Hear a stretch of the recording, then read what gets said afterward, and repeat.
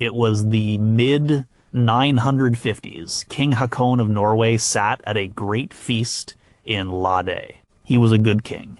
People called him Haakon the Good. But he had a problem. He was a Christian, raised at the court of King Athelstan in England. His people, the powerful chieftains of Trondelag, were not. They followed the old gods, and this feast was for them. You know, it was a blot, a sacrifice. The air in the long hall was thick with the smell of roasting horse meat and boiling cauldrons. The chieftains watched Haakon. They had been patient with his new faith, but there were limits. Sigurd, the Jarl of Lade and Haakon's most powerful ally, stood up. He told the king it was time. Time to perform the ritual. Haakon refused to eat the horse meat. It was a pagan food. He would not do it. The chieftains grew angry. They threatened him. They said if he would not partake in their most sacred feast, he could not be their king. You know, the tension was real. Haakon's kingship hung by a thread. A compromise was reached. Haakon would not eat the meat, but he would hold his mouth over the handle of the great cauldron so the steam and smoke of the sacred horse stew would touch him. He did it, but the chieftains were not satisfied. The drinking horns were passed around. Each one was blessed in the name of the god. And Odin, Jord, Freyr, when the horn came to Haakon, he took it, but instead of making the sign of the hammer, Thor's sign, he made the sign of the cross over it. The men around him were confused. Sigurd Jarl stepped in again. He explained it away. The king was strong. He was making the sign of Thor's hammer to bless the drink. The men grumbled, but they accepted it for now. The ritual continued. A special twig, a hlautin, was dipped into the sacrificial blood collected in bowls. The blood was then sprinkled. It was sprinkled on the carved idols of the gods that stood at the end of the hall. It was sprinkled on the walls of the hall, inside and out. And it was sprinkled on the men gathered there. They were all marked by the sacrifice. Haakon endured it. He knew he had to. This was not just a party. Oh, it was the heart of his people's world. A world of strange and deeply held rituals that connected them to their gods, their ancestors, and their fate. Number 19, the oath was sealed on a greased ring. At the Althing in Iceland, around the year 1011, a man named Flosi Thordarson stood before the assembly. The air was cool and clear. The Law Rock, the Logberg, stood as it had for generations. This was the center of their world, the place where laws were made and disputes were settled. Flosi was a powerful chieftain, but he was there for a serious matter. He was part of a bitter feud, one that had already cost many lives. He was there to accept a settlement over the killing of Njal's son, Helgi. The process was not simple. It was not a quiet signing of papers in a closed room. It was a public, binding ritual. The court was set up, and oaths had to be sworn. And these were not just words spoken into the air. They were bound to a physical object, a sacred ring. This was the Bogger, the oath ring. Every Godi, or priest chieftain, who held authority at the Althing was required to have one. The law was specific. The ring had to be made of silver, weighing at least 2 ounces. It could have no seam. It was to be kept on the altar, the staller, in their main temple at home. When the Godi traveled to the Althing, he brought the ring with him. Before the assembly began its work, a ritual was performed. An ox was sacrificed, its blood was collected. The Godi would then redden the oath ring in the fresh, warm blood of the animal. This act consecrated the ring. It tied it to the gods. It made it more than just metal. It was a conduit, a physical link between the world of men and the world of the divine. After this, the Godi would often wear it on his arm for the duration of the assembly. So when Flosi and the others had to swear their oaths of peace, they were brought before the court. The Godi Snorri held out the ring. It was slick, perhaps still feeling slightly greasy from the blood it had been dipped in. This was part of the ritual's power. It was a sensory experience. You didn't just see the ring, you felt it. Flosi had to lay his hand upon that specific ring. He had to feel its cold, heavy weight. Then he spoke the words. The oath formula was ancient and powerful. He called on the gods to witness his words. He named Freyr and Injord and the almighty ass, which likely meant Thor or Odin. He swore to uphold his end of the bargain, and the oath included a curse upon himself if he broke it. He would become an outcast, a Vargari Vium, a wolf in the holy places, shunned by gods and men. He would have no home, no peace, just as the wolves have no home. Everyone present watched. They saw his hand on the ring. They heard the words. The act was public and undeniable. The ring was the anchor for the oath. It made the promise tangible. Breaking that promise was not just a social mistake, it was a religious crime. It was a direct insult to the gods he had invoked. It was a betrayal of the sacred object he had touched. This practice wasn't just for Iceland. In a temple in Ladir, Norway, a saga tells of a powerful ring on the altar. Anyone making a sacrifice there had to lay a hand on the ring and swear their oath. This ring was so sacred, so important, that when the temple was later destroyed, the ring was taken by the conquering Jarl as a symbol of his new power. The oath ring ritual was a cornerstone of Norse law and society. It ensured that a person's word, their honor, was backed by the full weight of their faith and the fear of divine punishment.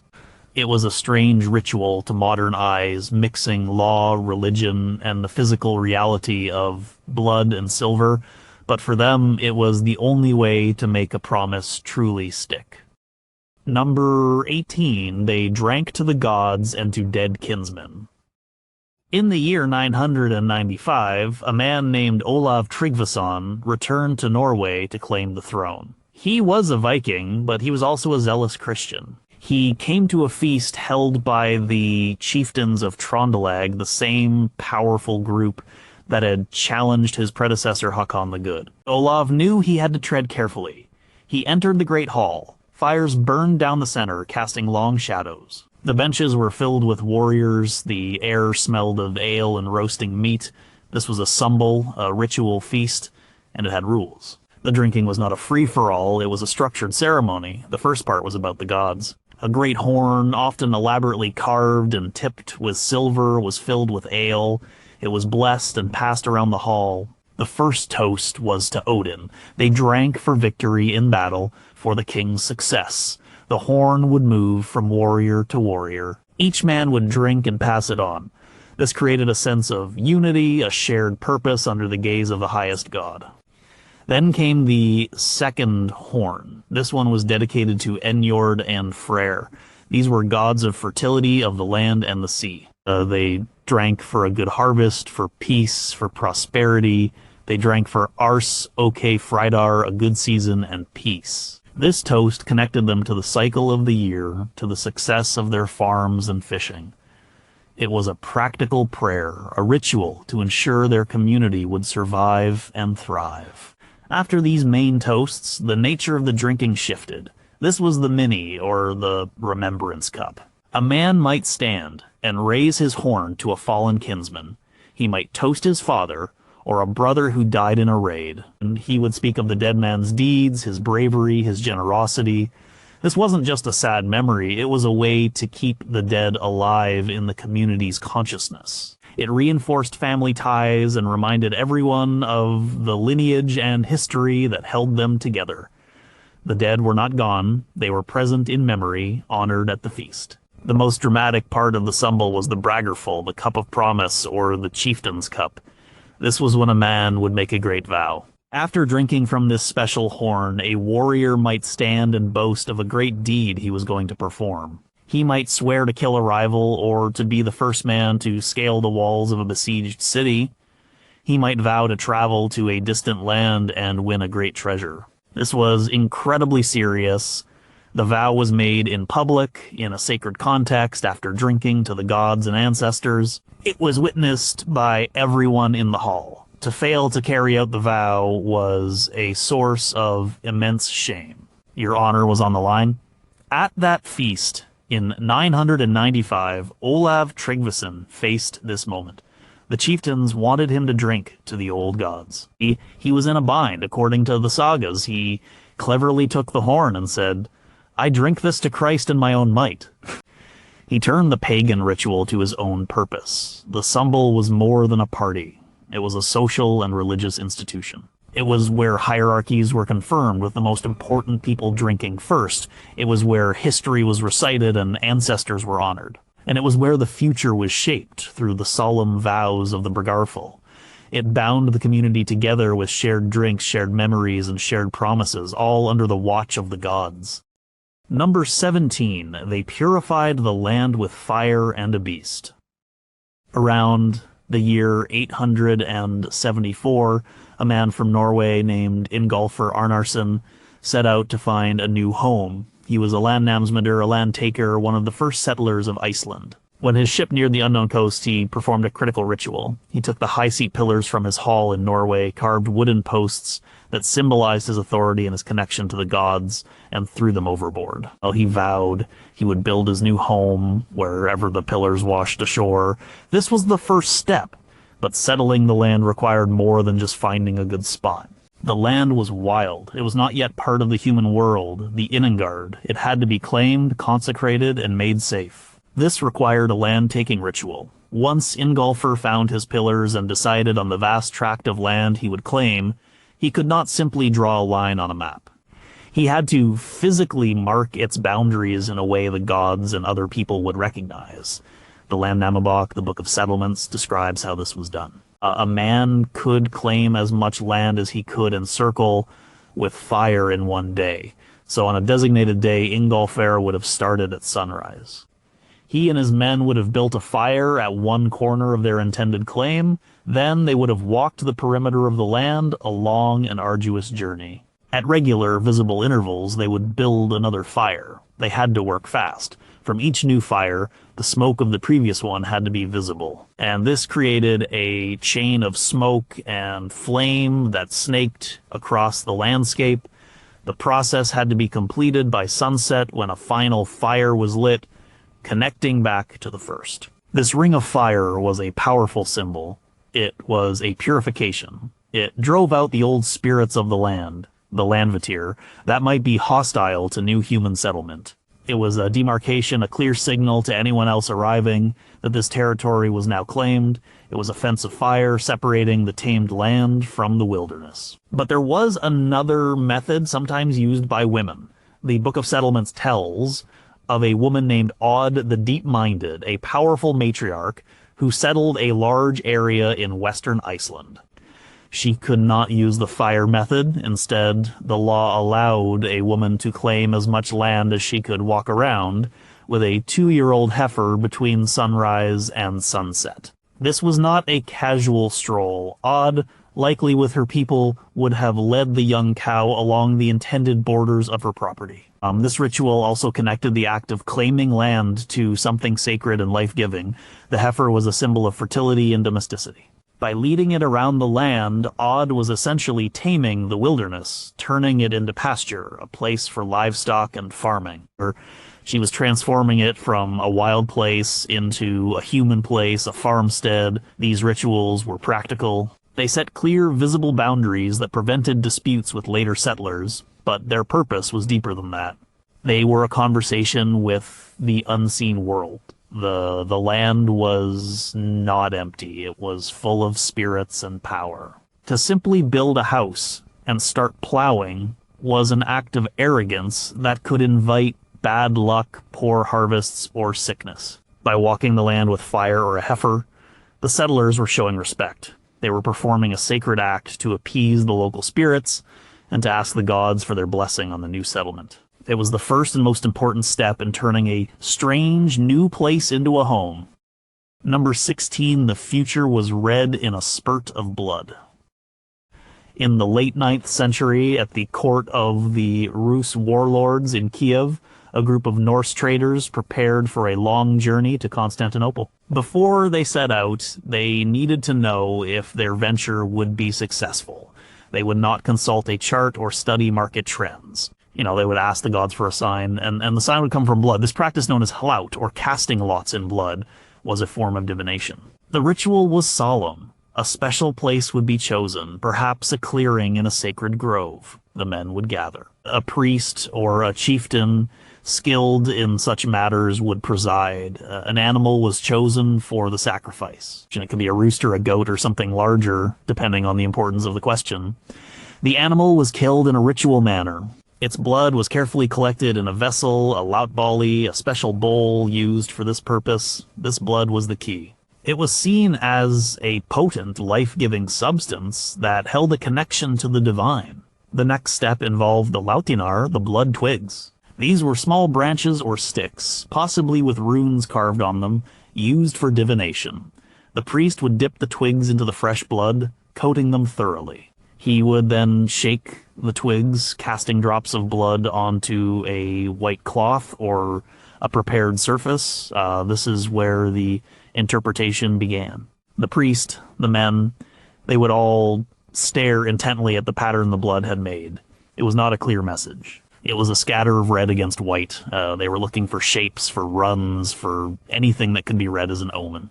Did the pattern look like a ship sailing smoothly? That was a good sign for their journey. Did it look like a snake or a wolf? That could mean treachery or danger ahead. Did a large drop fall in a certain direction? That might indicate the direction they should, or should not, travel. This was not a science, it was an act of faith and intuition.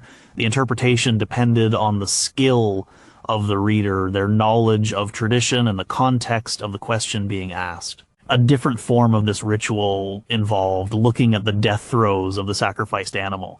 The way the creature fell, the way its limbs twitched, the direction the blood spurted from its wound, all of this was observed closely. A strong final convulsion might be seen as a sign of a powerful and favorable outcome. A weak or chaotic end could suggest a troubled path ahead. The Greek historian Procopius, writing several centuries earlier about the Germanic peoples of the north, noted their reliance on such methods. He described how they would sacrifice a person in their sacred groves and divine the future from the manner of their death. While this is an extreme example, it highlights the same core belief that the moment of death and the release of life's essence in blood was a moment when the veil between worlds was thin. It was a moment when the gods might offer a glimpse of what was to come. For the Norse traders in Kiev, the ritual would have been a serious and necessary part of their preparations. The patterns in the blood would guide their decisions. If the omens were bad, they might delay their journey, change their route, or even abandon the venture entirely. To ignore such a clear message from the gods would be foolish. The ritual of Hlaut was a way to navigate an uncertain world, using the most potent substance they knew, blood, to ask for a map of the future. Number 15, the island duel, was a court of law. In the year 985, on the western coast of Norway, two men named Gunnar and Hrutur stood on a small, isolated island, a home. They were not there to fish, they were there to fight. But this was not a random brawl. It was a holmgang, a ritualized duel, and it was a perfectly legal way to settle a dispute. The dispute was over a delayed dowry. Hrutur had divorced his wife, but kept her dowry, and her kinsman Gunnar was there to claim it back. The rules of the holmgang were strict and ancient. It was a formal process, not a chaotic fight to the death. The location itself was part of the ritual. An island was preferred because it was a contained space. No one could easily flee. If no island was available, a designated area on land would be marked out. A hide, usually from an ox, was laid on the ground. It was staked down with pegs in a specific way. The area was then marked, perhaps with hazel poles set in a square or a circle around the hide. This was the fighting ground. To step outside this boundary was to show cowardice and lose the duel. The combatants were allowed a specific number of shields. Often it was 3. If a shield was broken, a man's shield bearer, who stood just outside the marked area, would give him a new one. The weapons were usually a sword or an axe. The fight was conducted in rounds. After a certain amount of time or a certain number of blows, there might be a break. The goal was not always to kill the opponent, although that could happen. The first man to have his blood touch the hide on the ground was declared the loser. This was a key part of the ritual. The earth itself, marked by the animal hide, was the witness. The first blood was the deciding factor. In some versions of the rules, the loser could end the duel by paying a set amount of silver. Gunnar and Hrutur began their fight. They traded blows, their shields splintering under the impact. The sagas describe these duels in stark detail. The clang of steel, the grunts of exertion, the tense silence of the witnesses on the shore. In this particular duel, Gunnar managed to wound Rutur. Rutur's blood dripped onto the ground. The fight was over. Rutur had lost. By the law of the Holmgang, he now had to pay the dowry he had withheld. The matter was settled. The Holmgang served a critical function in Norse society. It was a last resort when legal negotiations failed, and it was a way to resolve disputes over property, inheritance, or honor that could otherwise fester and lead to a wider blood feud. It provided a contained, rule-based outlet for violence. It was also deeply connected to their worldview. The gods, especially Odin and the god of Law Tyr, were believed to watch over such contests. The winner was not just the stronger or more skilled fighter, he was the one whom the gods favored. The outcome of the Holmgang was seen as a divine judgment. It revealed who was in the right. Over time, the Holmgang changed. Professional duelists or berserkers began to abuse the system. They would challenge smaller landowners to a duel for their property, knowing they would win. Because of this, the Holmgang was eventually outlawed in Iceland in 1006 and in Norway shortly after. But for centuries, it was a strange and violent ritual that blended personal honor, legal process, and divine will on a small patch of blood-soaked earth. Number 14, they became brothers by mixing earth and blood. In the late 10th century, two ambitious young men in Iceland, Gisli Sursun and Thorkel, decided to formalize their friendship and alliance. They were not related by birth, but they wanted the same unbreakable bond that brothers shared. To achieve this, they performed the rite of Fosbridralig, a blood brotherhood ceremony. This was not a casual promise. It was a profound ritual that created a new sacred kinship. The ceremony was described in detail in the sagas, particularly in Gisla Saga Sursunar. It was a solemn and dramatic event. The men involved, often four of them in an alliance, would go to a special place, an open piece of ground, whereas they would cut a long strip of turf from the earth, leaving both ends attached so it formed an arch of living grass and soil. This arch was called a jarderman in Earth Necklace. It was a temporary magical doorway, a passage between the normal world and the sacred space of the oath. Or a spear with a long shaft was often used to prop it up. All the men who were to become sworn brothers had to crawl under this arch of turf. This act was symbolic. They were passing through the earth, the realm of the ancient powers. They were, in a sense, being reborn together. Once they were all under the turf, the most critical part of the ritual began. Each man would draw a knife and make a small cut on his arm or hand. They would let their blood flow, dripping down to mix together on the bare earth beneath the turf arch. The soil itself became a witness, soaking up their combined life force. In some accounts, the blood was collected in a bowl and mixed together, or they would press their wounds together. With their blood mingled on the ground or in a vessel, they would kneel and swear their oaths. They swore to be as brothers to one another. They swore to avenge each other as if they were born of the same mother. An attack on one was an attack on all. They would share resources, support each other in legal disputes, and fight side by side. The oath was sealed by calling upon the most powerful gods to witness. They would invoke Odin, Thor, and Freyr. They swore that if any of them broke the oath, he would be cursed. He would be cast out from the community, hated by the gods, and denied a place in any hall, whether it was Valhalla or the homes of men. The oath was absolute. For Gisli and his friends, this ritual sealed their pact. It made their alliance something sacred, not just a practical arrangement. Unfortunately for them, the bond would be tested and ultimately broken, leading to tragedy, which is the central theme of the saga. The breaking of such a powerful, blood-sworn oath was seen as a terrible crime, one that would inevitably bring about doom. This ritual shows how seriously the Vikings took kinship. Family was the most important social unit. If you had no family, you had no one to support you, no one to avenge you, no one to pay your fines. The Blood Brotherhood ritual was a way to create family where none existed. It allowed men to forge the strongest possible bonds of loyalty outside of blood relations. It was a strange and intense ceremony using the potent symbols of earth, blood, and divine witness to create a relationship as strong, or even stronger, than birth. Number 13, they cast the runes to glimpse their fate. In Greenland, around the year 1000, a famine had struck the Norse settlement. The hunts were failing, and the people were starving. In this desperate time, they turned to a Volva, a Cyrus, a woman named Thorbjorg. They needed to know what the future held when the famine would end.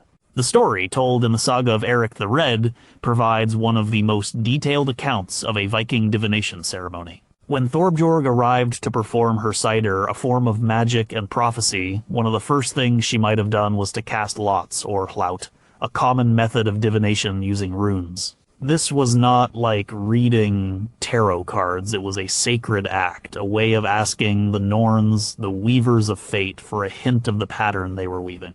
The ritual would have been prepared with care. A white cloth would be laid on the ground. This was important. White was a color of purity and sacredness, a blank space upon which fate could write its message. The diviner, in this case Thorbjorg, would have a small bag, usually made of leather, containing the rune lots. These were not pieces of paper. They were small pieces of wood or bone, often from a fruit-bearing tree, which was seen as auspicious. On each piece, a single rune from the Elder Futhark alphabet was carved. Each rune had a name, a sound, and a host of symbolic meanings. The rune Fihu, for example, meant cattle and represented wealth.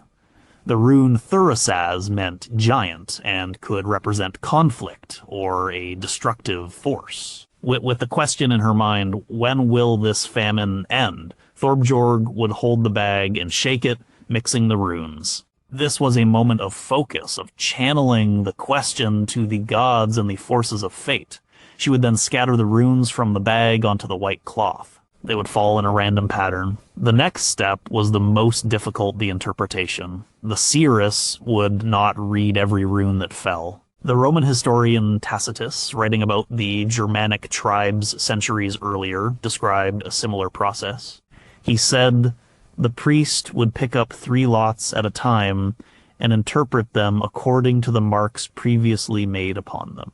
It is likely the Norse practice was similar. Thorbjorg would have looked for the runes that fell face up.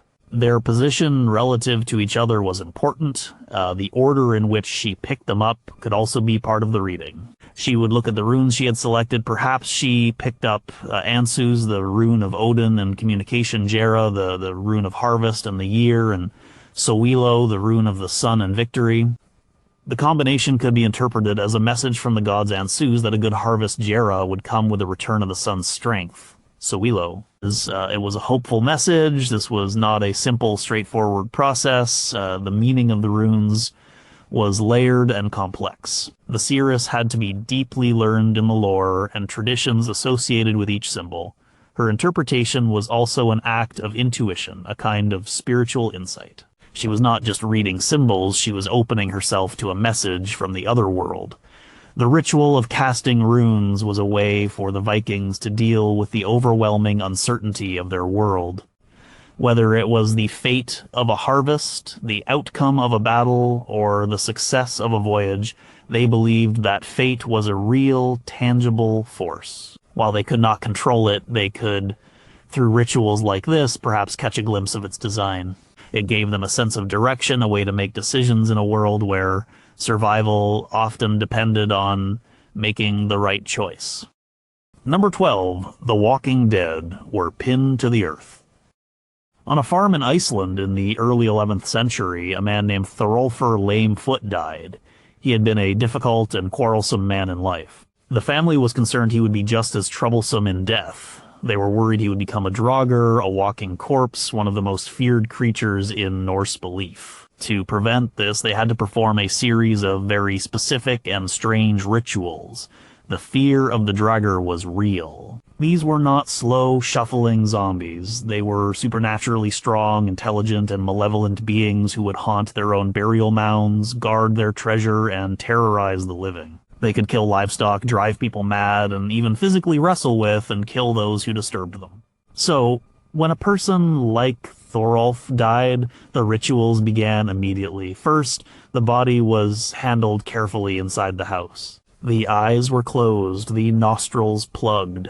The corpse was washed and dressed in its finest clothes. But the real rituals were about containing the spirit. The great toe of each foot might be tied together, or a pair of scissors placed on the corpse's chest to prevent it from walking. The most important part was removing the body from the house. A draugr was believed to only be able to re-enter a house the way it left. To prevent it from coming back through the front door, a special corpse door, a lick door, was often created. A hole was broken in the wall behind where the deceased was lying. The body was then passed through this hole, feet first, and the hole was immediately bricked up or boarded over. The idea was to confuse the spirit. It could not find its way back into the house because its exit no longer existed. Once outside, the body was carried to the burial site. The pallbearers would often take a winding, confusing route. They might cross running water, which was, thought to be a barrier to the undead. They would stop and set the bier down at several points, turning it to further disorient the spirit. And at the gravesite, more precautions were taken. Thorolfr was buried in a sitting position in his burial mound, a common practice for important individuals. His weapons and some goods were buried with him, but to make sure he stayed put, more direct action might be taken. In some archaeological finds, skeletons have been found with large rocks placed on their chest or limbs, pinning them down. In other cases, decapitated bodies have been found in Viking graves, with the head placed between the feet or at the buttocks. This was the ultimate insurance policy. A draugr could not function without its head. In the case of Thorolfr Lamefoot from the Erbygja saga, these precautions were not enough. He did rise and walk, he haunted the farm, causing cattle and servants to die of fright. The situation became so bad that his son Arnkel had to deal with him. Arnkel, a brave chieftain, went to the mound, dug it up, and confronted the draugr of his father. After a terrible struggle, he managed to decapitate the corpse. He then placed the head against the corpse's thigh. To be absolutely sure, he burned the body to ashes and scattered them in the sea. Only then did the haunting stop. These rituals reveal a deep-seated belief that death was not always a clean break. The personality and will of a person could linger in their corpse, especially if they were powerful or malevolent in life. The strange and sometimes gruesome rituals surrounding burial were not acts of disrespect. They were a necessary practical magic, a desperate attempt to protect the world of the living from the terrifying intrusion of the dead. Number 11, they welcomed a child with water, not a priest. In the year 960, in the hall of a Norwegian jarl named Sigurd, a child was born. The baby, a boy, was strong and healthy, but he was not yet considered a full member of the family or the community. He existed in a liminal state. For him to be accepted, he had to undergo a specific ceremony known as Osavatni, which means to pour with water. This was not a baptism in the Christian sense. There was no priest, no church, no concept of original sin. This was a purely Norse social and religious ritual. The father of the child had the ultimate authority. He would inspect the newborn. If the child was healthy and he chose to accept it into the family, the ceremony would proceed. This was a critical moment. A father had the legal right to reject a child, especially if it was deformed or if the family could not afford to feed another mouth. If rejected, the child would be exposed, left outside to die. But this child was strong, the son of a jarl. Sigurd accepted him. The ritual could begin. The baby was brought before his father. Water, a symbol of life and purity in many cultures, was the central element. Water was sprinkled or poured over the child. This was not a cleansing of the soul, but an act of confirmation and naming. As the water touched the child's skin, the father would formally name him. He might name him after a great ancestor, hoping the child would inherit the ancestor's luck and strength. He might give him a name that reflected a desired quality, like Bjorn Bear for strength, or Ulf Wolf for ferocity. The name was powerful. To give a name was to give an identity, to pull the child out of the nameless void and into the world of people. After the naming and the sprinkling with water, the father would make a declaration.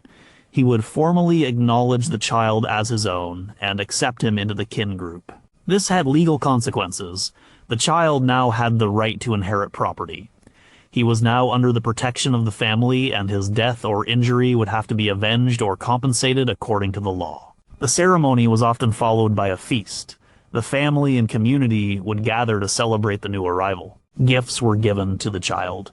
A common gift was a sword or another weapon for a boy, symbolizing his future role as a warrior. This first gift, the Nafnfester or name fastening gift, was an important token of the child's acceptance. The Ozavatni ritual was the first and most important rite of passage in a Norse person's life. It marked the transition from being a mere biological entity to being a social person.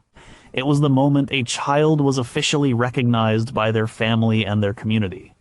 The sagas sometimes mention this ritual in passing. In one, a man refuses to have his daughter sprinkled with water until he has avenged a wrong, showing how this personal family rite was connected to the larger world of honor and obligation. This ritual was about belonging. Before the water and the name, the child's existence was precarious. Afterwards, he had a name, a family, and a place in the complex web of Norse society. It was a simple act, just a handful of water and a spoken word, but it was the ritual that officially began a life. Number 10, the seeress needed a choir to see the future.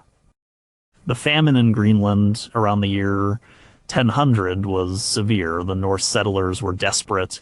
They had summoned the Volva, the seeress Thorbjorg, to their settlement at Herjolfsnes. They needed her to perform Sedar, a powerful and mysterious form of magic, to find out what was to come. The account in the saga of Eric the Red gives us an unparalleled look at the strange and specific preparations for this ritual. Thorbjorg, called the Little Seeress, arrived. Her appearance was part of the ritual's power. She wore a blue cloak adorned with stones. On her head, she wore a hood of black lambskin lined with white catskin. She carried a staff with a brass knob set with stones. Around her waist was a belt of touchwood, and from it hung a large bag containing her charms. She wore calfskin boots lined with fur and catskin gloves, also white and fur-lined. Every item was symbolic, separating her from the everyday world. The settlers treated her with immense respect. A high seat was prepared for her with a cushion stuffed with hen feathers. She was served a special meal, the hearts of all the different kinds of animals available at the farm. But Thorbjorg could not perform the Seder alone. She needed help. The magic required a specific kind of music to create the right spiritual atmosphere, to build the power she needed to travel out of her body and see into the other worlds. She told the people of the farm that she needed someone who knew the chants, the songs called Vardlakur, which were necessary to call the spirits. No one at the farm knew them. There was a moment of difficulty. The ritual might fail. Then a young Christian woman named Gudrid spoke up. She said she had learned the songs from her foster mother in Iceland, but because she was a Christian, she felt she could not take part in such a pagan ceremony. Thorbjorg and the farm's owner, Thorkel, persuaded her. They told her she could help the people in their time of need without compromising her faith. Gudrid agreed. This detail is fascinating. It shows a world in transition, where the old and new faiths coexisted, sometimes uncomfortably. So Gudrid stood with the other women of the farm. They formed a circle around the high seat where Thorbjorg sat. The cider platform had been raised, putting the Cyrus above the audience. As Gudrid began to sing the Vardlakur, the saga says she sang with such a beautiful voice that no one there had ever heard anything like it. The song was the key. The Vardlakur was likely a powerful, repetitive, and enchanting melody. It was a spirit-luring song. As the women's voices rose and fell in the fire-lit hall, Thorbjorg listened. She said the song was so lovely that it had attracted many spirits. "Now they have come," she said, "and think it beautiful to listen to the song." She told them that many spirits who had previously been hostile to her and the settlers were now pacified by the music. With the spirits now present and cooperative, she could begin her work. She entered her trance. She was able to see the future. She told the people that the famine would not last much longer. The spring would be better. She also gave prophecies to several individuals in the room, including Gudrid, foretelling a great destiny for her in Iceland. The next day, her predictions about the weather began to come true. This ritual was a communal effort. The seeress was the focal point, the vessel, but her power was activated by the participation of the community, specifically the women who sang the sacred chants. The music was not entertainment. It was a functional tool, a form of spiritual technology used to open the gates to the other world and persuade the spirits to share their knowledge. Number 9. The elves demanded a secret, bloody sacrifice. In western Sweden, late in the 10th century, a skald, a court poet named Sigvatur Thordarson was traveling on a diplomatic mission for King Olaf of Norway. It was late autumn, the time of Vaternatyr, the Winter Nights festival, that marked the transition from summer to the dark half of the year. As Sigvatar and his companions traveled, they sought lodging at a series of farms, but at each farm they were turned away. This was highly unusual. Hospitality was a sacred duty in Norse culture. At the first farm, the woman at the door refused them entry. She told them to go away, saying, "I am afraid of Odin's wrath." She explained that they were pagans and were performing a holy rite. They were holding the Alfarblot, the sacrifice to the elves. This was a strange and secretive ritual. Unlike the great public blots held at major centers like Uppsala, the Alfarblot was a private, domestic affair. It was conducted on the individual farmstead led by the family, particularly the woman of the house, the husfreyja. The secrecy was a key element. When Sigvatar tried to look into the farmhouse, the people became angry and drove him off, afraid that the presence of a stranger, especially a Christian, would profane the ritual and anger the spirits they were trying to appease. The elves, or Alfar, were powerful supernatural beings. They were not the small winged fairies of later folklore. They were human-like beings who lived in their own world, which coexisted with the human world. They were connected to the land, to ancestry, and to fertility. They could be helpful, bringing prosperity and health to a family and its livestock, but they could also be dangerous if offended. And they were seen as the spirits of long-dead ancestors dwelling in the burial mounds on the farm's property. The Alfarblot was a way to maintain a good relationship with these powerful neighbors. The ritual took place inside the home, which was a sacred space itself. An animal, likely a bull or an ox, was sacrificed. Its blood was collected. This blood was then likely used to mark the corners of the house or the burial mounds outside, consecrating the space and feeding the spirits. The meat from the sacrificed animal was then cooked and eaten in a solemn feast by the family. No outsiders were allowed. This was a meal shared between the living family members and their invisible ancestral counterparts, the elves. It reinforced the bond between the living and the dead, and between the family and the land they lived on. By offering food and respect, the family hoped to ensure the elves would protect the farm, keep the livestock healthy through the long, dark winter, and grant the family good luck. Sigvatar, the poet, being a Christian, viewed these pagan rites with suspicion, but his poem about the journey provides a rare eyewitness glimpse into a ritual that was, by its very nature, hidden from view.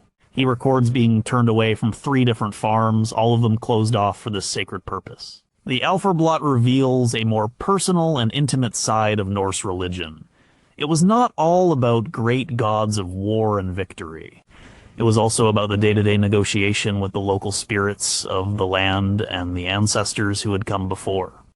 It was a ritual rooted in the home, the soil, and the family, a yearly reaffirmation of the bonds that held their world together, performed in secret behind closed doors, away from the prying eyes of strangers and angry gods.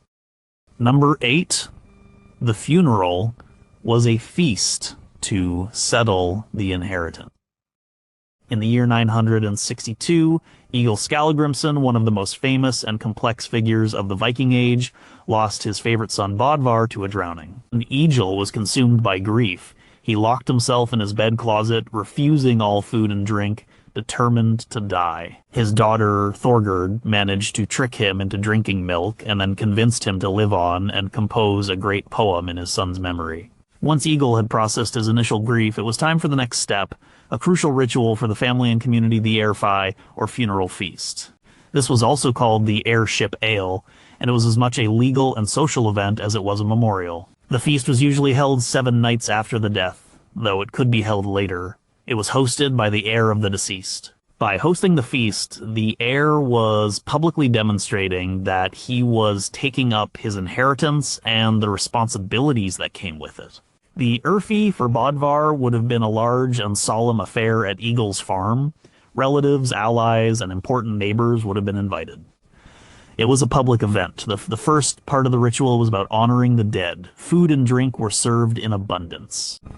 But this was not a joyous party. It was a sumbel, a ritual drinking. You know, the heir, in this case Eagle as the head of the family, would sit in the high seat of the deceased. This was a powerful symbolic act. He was literally and figuratively stepping into the dead man's place. The first toasts would have been to the gods, as was customary. Then, a special toast, a mini, would be drunk in memory of Bodvar. People would stand and speak of his qualities, his bravery, his potential. It was a formal, public eulogy, a way for the community to acknowledge the loss. After the memorial part of the feast, the focus shifted. This was when the inheritance was formally settled. The heir would make announcements about the division of property. He might give gifts to important allies to secure their loyalty. Any disputes over the inheritance were meant to be resolved here in public at the feast. It was a way to ensure a smooth transition of power and wealth, and to prevent future conflicts. The sagas are full of stories where the Urfi plays a critical role. In some, a previously unknown son shows up at the funeral feast to claim his rightful inheritance. His ability to prove his lineage at this public gathering determines his future. In others, vows are sworn at the feast. A man might drink from the Braggerfall, the cup of vows, and swear to avenge the deceased if he was killed. The Urfi was a multifunctional ritual. It was a rite of passage for the dead, marking their final departure from the community of the living. It was a rite of passage for the heir, marking his new status as the head of the household, and it was a crucial social mechanism for the community, a way to reaffirm bonds, settle legal matters, and ensure stability after the disruption caused by a death. For Eagle, even in his immense grief, holding a proper Urfi for his son was a necessary duty. It was the way his world processed death, honored memory, and allowed life to go on. Number 7, they raised a stone, so the dead would not be forgotten. In the year 1060, a wealthy landowner in upland Sweden named Jarlabanki Ingefasson undertook a project of great personal and public importance. He commissioned a series of large, carved stones to be raised in memory of himself. One of these stones, now known as the Jarlabanki runestone at Täby, has a remarkable inscription. It says, Jarlabanki had this stone raised in memory of himself while he was alive. This was unusual. Most runestones were raised by relatives in memory of the dead. But the ritual of raising a runestone was a key part of the Norse way of dealing with death and memory. A runestone was more than a gravestone. In fact, most were not placed at graves at all. They were placed in highly visible public locations beside a road, at a bridge crossing, or at the local assembly place, the thing. The stone was meant to be seen by everyone who passed. It was a public declaration. The process began with selecting the stone, a large, flat-faced piece of granite or sandstone. A master carver, a rune master, was hired. This was a respected and highly skilled profession. The rune master would first smooth the face of the stone. Then he would lay out the design. This usually consisted of a band, often in the form of a serpent or dragon that twisted around the edge of the stone. Inside this band, the runic inscription would be carved. The carving itself was a laborious process done with a hammer and chisel. The runes were carefully incised into the hard stone. The inscription followed a formula. It would start by naming who raised the stone, then in memory of whom. It would describe the relationship in memory of his son, in memory of her husband.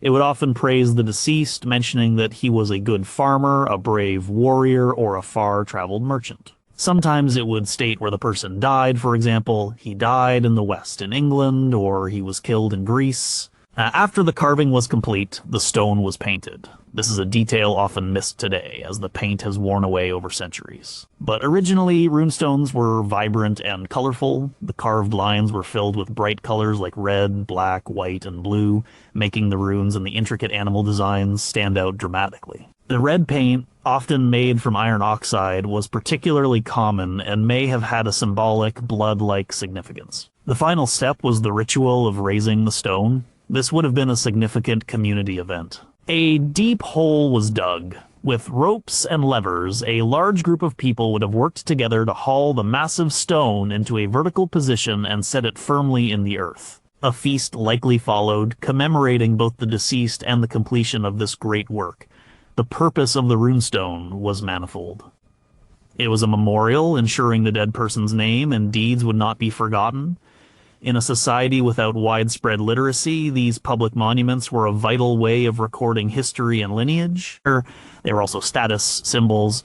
A large, beautifully carved and brightly painted stone showed the wealth and power of the family who commissioned it. Jarlabanki, by raising stones to himself, was making an unambiguous statement about his own importance. But there was a deeper, perhaps religious purpose. The inscription often ended with a prayer such as, "God help his soul," on later Christianized stones, or a plea like "Thor hallow these runes" on earlier pagan ones. The act of carving runes and raising the stone was a way to consecrate the memory of the dead, to place them under the protection of the gods, and to fix their place in the story of their community forever. Number 6, victory in battle demanded a sacrifice to Odin. In the year 50 AD, the Germanic tribe of the Hermunduri won a decisive victory over the Chatti in a battle over a sacred salt-producing river. The Roman historian Tacitus recorded the aftermath. He wrote that the victorious army performed a terrible ritual. They sacrificed every captive, every horse, everything they had captured to their gods of war. This was the Sigrblot, the victory sacrifice. It was a ritual the Norse Vikings would continue in various forms for centuries. The belief behind the Sigrblot was that victory was not achieved by men alone. It was a gift from the gods, particularly from Odin, the god of war, wisdom, and death. A battle was, in a sense, a transaction. Before a fight, a chieftain might promise Odin a share of the spoils in return for his favor. This was sometimes done dramatically. The Viking leader would hurl his spear over the heads of the enemy army, shouting, "Odina yidir alla," which means, "Odin owns you all." This act dedicated the enemy to the god. If the Vikings were victorious, they had to pay that debt. The aftermath of a battle was therefore not just a time for celebration. It was a time for a grim and solemn religious duty. The captured spoils were gathered. This included weapons, armor, treasure, horses, and human captives. None of it could be kept for personal enrichment. It had all been promised to the god. Archaeological finds in the bogs of Denmark, like at Illerup Adal, provide chilling evidence of this practice. From around 200 to 500 AD, victorious armies came to these bogs and systematically destroyed and deposited vast quantities of captured Roman and Germanic military equipment. Swords were bent and broken, spears had their shafts snapped, shields were hacked to pieces, coats of mail were bundled up and sunk. Even personal items like combs and coins were thrown into the water. These were not random acts of vandalism. The destruction was deliberate and ritualistic. By breaking the weapons, they were killing them, sending their spirits to the other world along with the spirits of the slain warriors. The bog itself was seen as a liminal space, a gateway to the gods. The offering was placed directly into this gateway. The fate of the human captives was the most severe part of the ritual. They too were part of the offering. Historical accounts and sagas describe prisoners of war being sacrificed. The method could vary. They might be killed, and their bodies left hanging in a sacred grove. This was particularly associated with Odin, who himself hung from the world tree Yggdrasil to gain knowledge. The image of a grove filled with the bodies of men and animals, as described by Adam of Bremen for the temple at Uppsala, is a powerful depiction of this practice. This was not an act of wanton cruelty, at least not in their view. It was a fulfillment of a sacred contract. Odin had granted them victory. In return, he demanded his share. The Sigblot was the payment. It was a terrifying spectacle, but for the victors, it was a necessary ritual to appease the powerful and demanding god of war, to thank him for his help, and to ensure his support in the next battle. To fail to make the promised sacrifice would be to invite the wrath of the gods, which was a far more frightening prospect than the act of the sacrifice itself. Number 5, the female spirits of fate were honored in the dead of winter. In the middle of winter, sometime in the 10th century, a great festival was held in Sweden. It took place at the time of Goi, a winter month that falls around February. This was the Disseblot, the sacrifice to the Disir. At the same time as this religious festival, a great market was held, and the main assembly for the region, the Thing of all Swedes, was convened. This combination of religion, commerce, and law shows just how central this ritual was to their society. The Disir were a mysterious and powerful group of female supernatural beings. The term was broad. It could include the Norns, who weave the fate of all beings. It could include the Valkyries, the choosers of the slain, who guide warriors to Valhalla, and it could also refer to the ancestral spirits of a specific family or clan, the female guardians who watched over their descendants. They were deeply connected to fate, fertility, and the well-being of the kin group. The Disseblot was a way to honor these female powers and to seek their favor for the coming year. The ritual described in the sagas was a major public event, presided over by the king himself. The king's role was crucial. He was not just a political leader, he was a religious one, responsible for maintaining the good relationship between his people and the divine powers. His very presence gave the sacrifice its efficacy.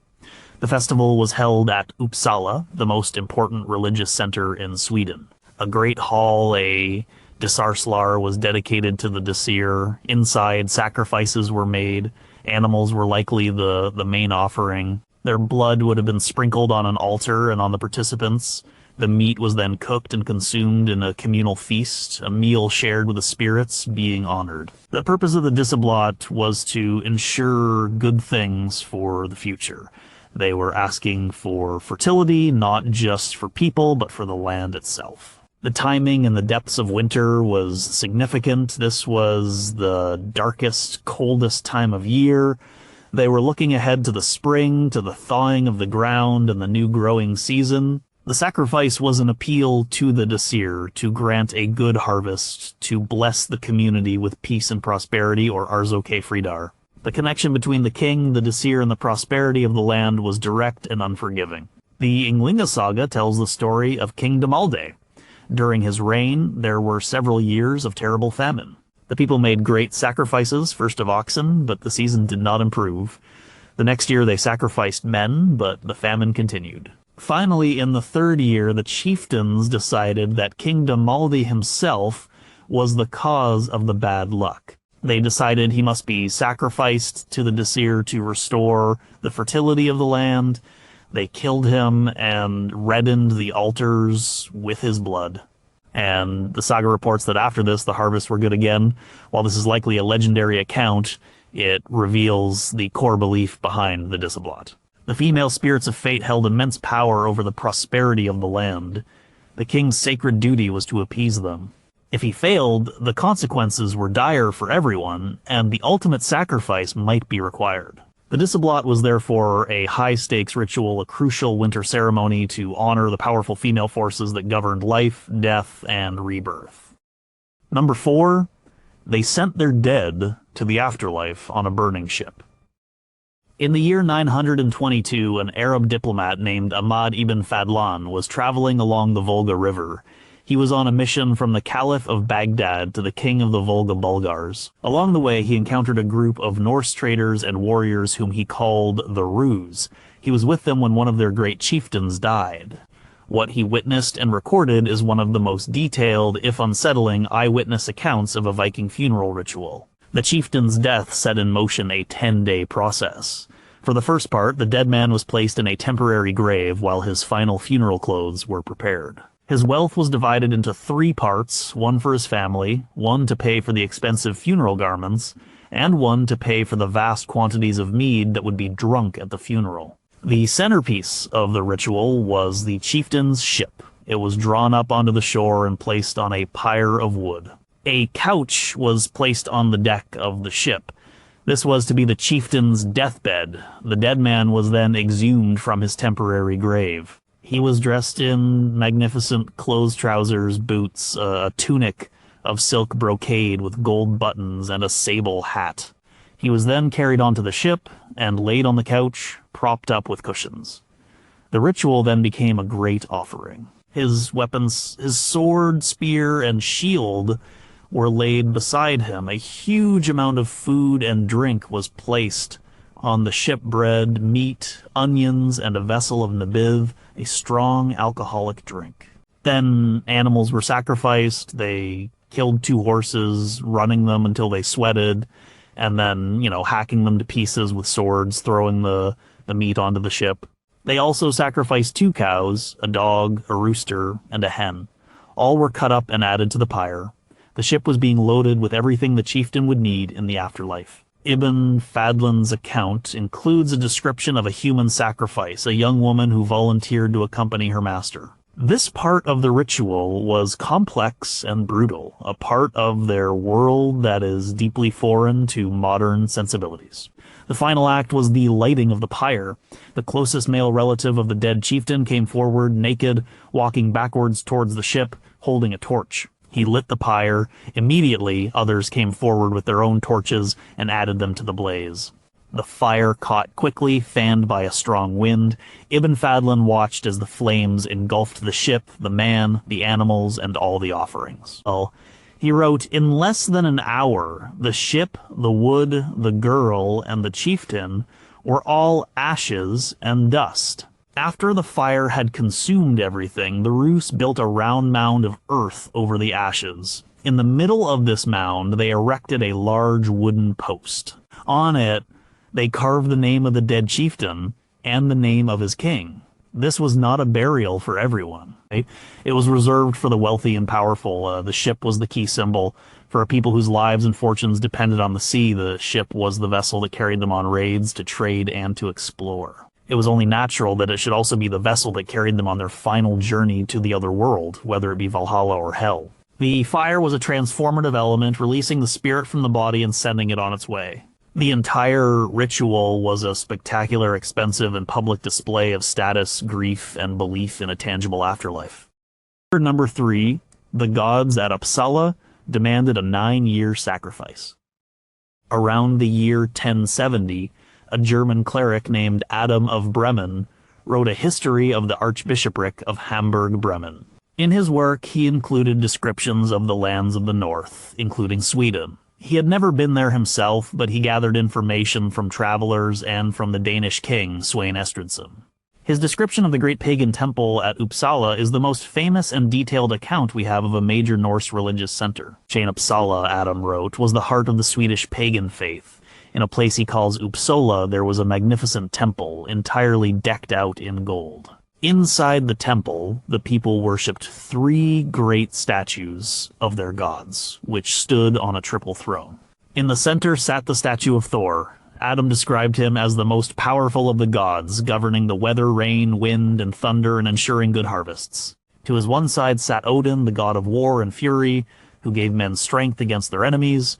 On the other side sat Freyr, the god of fertility, peace, and pleasure. Freyr was depicted, Adam noted, with a large phallus. Each god had his own priests who offered sacrifices to him based on what the people needed. If plague or famine threatened, they sacrificed to Thor. If they were going to war, they sacrificed to Odin. If a wedding was to be held, they sacrificed to Freyr, but the most important ritual at Uppsala was a great festival held every 9 years. This was a national event. The king and people from all the provinces of Sweden were required to attend. No one was exempt, and Christians living in Sweden at the time had to pay a fine to be excused from this pagan ceremony. The sacrifice at this 9-year festival was, according to Adam, immense and horrifying. He wrote that the tradition was to offer 9 males of every living creature. This meant they sacrificed 9 horses, 9 dogs, 9 hawks, and 9 men. The bodies of these sacrifices were then hung from the branches of the trees in a sacred grove next to the temple. Adam reported that a Christian man had told him he had seen 72 bodies, men, dogs, and horses hanging together in the trees. The number 9 was deeply significant in Norse mythology. There were 9 worlds in their cosmology. Odin hung on the world tree for 9 nights. The god Heimdall had 9 mothers. The 9-year cycle of the great sacrifice at Uppsala tapped into this powerful numerology. Well, it was a renewal of the pact between the Swedish people and their gods on a grand scale. Near the temple was a great tree, which Adam said was an evergreen, possibly a yew tree. There was also a sacred well or spring where sacrifices were performed. If a living man was thrown into the well and did not surface, it was considered a good omen. The gods had accepted him. Modern archaeology at Gamla Uppsala, Old Uppsala, has found evidence that supports parts of Adam's account. Large post holes have been discovered that could be the remains of a great temple building. The area is dominated by several massive royal burial mounds from before the Viking Age. Evidence of ritual feasting and animal sacrifice has also been found. Whether Adam's account is completely accurate or exaggerated to shock his Christian audience is debated. But it points to a ritual on a scale far beyond the local blot. The great sacrifice at Uppsala was the religious and political center of a kingdom, a terrifying and solemn ritual where the fate of the entire nation was placed in the hands of the gods and payment was made in blood every 9 years.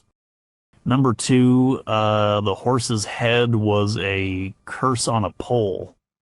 In the late 10th century, a fierce dispute erupted between King Harald Bluetooth of Denmark and the people of Iceland. The king had been angered by a satirical verse composed by an Icelander. In retaliation, he sent a warlock to Iceland to work some harm on them.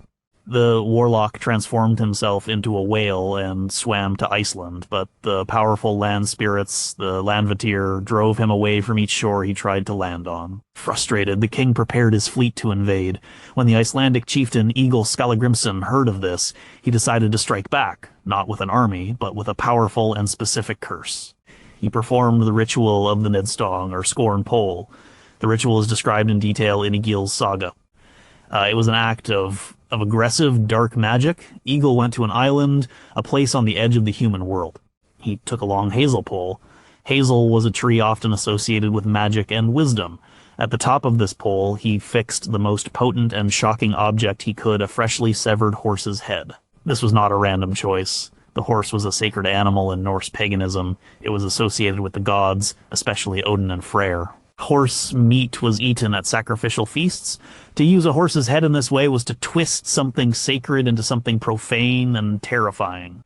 It was a powerful violation. Egil then performed the formal part of the curse. He turned the horse's head with its dead, staring eyes and bared teeth to face inland towards the territory of King Harald's ally in Norway, King Eric Bloodaxe, and his queen Gunhild. He then carved runes on the pole, runes that likely contained the curse itself. Finally, he spoke the curse aloud. He did not direct it at the king and queen themselves.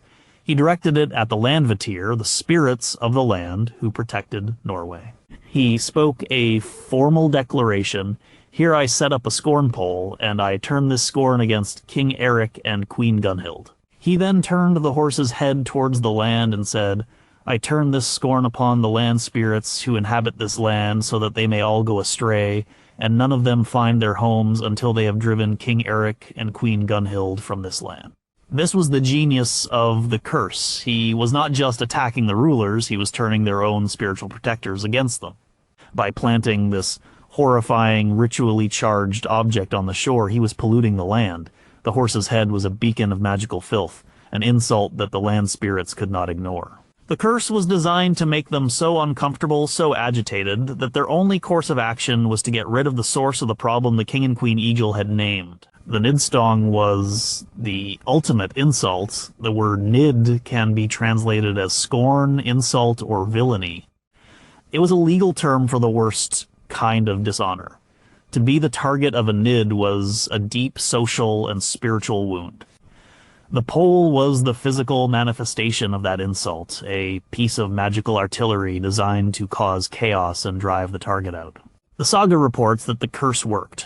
Eric and Gunhild were soon driven from Norway. Whether the pole was the direct cause or not, the story illustrates the profound belief in the power of ritual, runes, and symbolic objects. The Nidstong was not just an empty threat. It was a carefully constructed ritual weapon using a sacred animal in a profane way to unleash spiritual forces and bring about real-world political change. Number 1, the blood of the sacrifice was sprinkled on everyone. In the Great Hall at Lade in the mid-950s, the sacrificial feast for King Haakon was reaching its climax. The horses had been killed, their meat was boiling in the great cauldrons that hung over the long fires. The air was thick with steam and the strong smell of the sacred meal, but before the feast could begin, the most important part of the blot had to be performed. The blood had to be shared. The blood from the sacrificed animals was not discarded. It was the most potent part of the offering.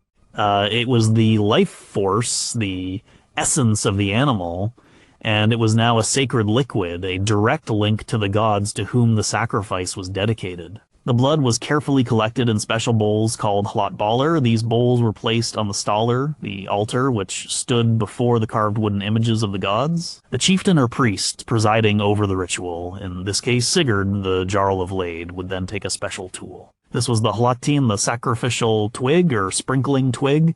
It was a bundle of twigs, likely from an evergreen tree like Fear or Yew, bound together to make a kind of sprinkler. Sigurd would dip the hlatin into the bowl of warm blood. He then began the solemn act of sprinkling. First, he would sprinkle the altar itself, anointing it with the blood. Then, he would turn to the idols of the gods. The blood was flicked onto the wooden faces of Odin, Thor, and Freyr, feeding them, honoring them, and reaffirming the connection between the human and divine worlds. The sprinkling then moved outward. The inner and outer walls of the Great Hall were sprinkled with blood. This act consecrated the space, marking it as a holy place for the duration of the ritual. It was a way of purifying the hall and protecting it with the power of the sacrifice. Finally, the most intimate part of the ritual occurred. Sigurd, holding the blood-soaked hlatin, walked among the gathered people. He sprinkled the blood onto the men themselves. Everyone present at the blot was marked. A fleck of the sacrificial blood on your clothes or your skin was a sign of your participation. It was not a stain to be washed out. It was a blessing, a mark of communion. This act of being sprinkled with blood bound everyone together. It unified the king, the jarls, and the free farmers into a single community, all sharing in the same sacred act. It also connected them directly to the gods. They were not just watching a sacrifice, they were physically part of it. The life force of the sacrificed animal, which had been given to the gods, was now shared back with the people. It was a way to absorb the power of the ritual, to receive the blessings of health, good fortune, and victory that they were asking for. For King Haakon the Christian, this must have been a profoundly difficult moment. To stand there and be deliberately spattered with the blood of a pagan sacrifice was a deep compromise of his own faith. For the others in the hall, it was the central moment of their religious life. It was a ritual that reaffirmed all the important connections in their universe, the connection between the people and their leaders, between the community and their gods, and between the world of the living and the unseen powers that governed their fate. The simple act of sprinkling blood with a twig was what made the sacrifice complete.